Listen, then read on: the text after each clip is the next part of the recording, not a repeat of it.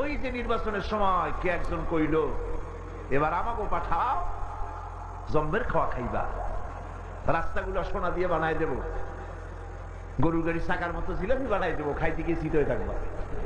মানুষেরা মহব্বতের ঠেলায় অস্থির।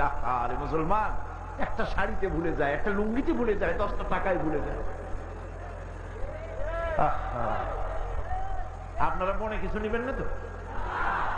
একটা ছাগলও তার দাম হয় 500 টাকা, 1000 টাকা, 2000 টাকা, কিন্তু নির্বাচনের সময় আল্লাহর বান্দাদের দাম যারা ভোট দিতে যায় এই ছাগলের সেই কমে যায়,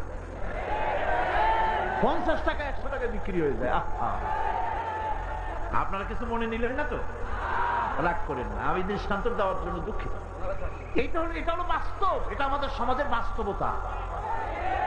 আমাদেরকে বুঝতে হবে, আমাদেরকে চিনতে হবে কার পিছনে দৌড়ায়। ওটা কি নামাজ পড়ে? ও তো আল্লাহর হক আদায় করে না, মানুষের হক আদায় করবে কিভাবে? ওর নামাজ নাই, ওর চরিত্র নাই, মদ খায়, বউ পর্দায় থাকে না, কিসের নেতা?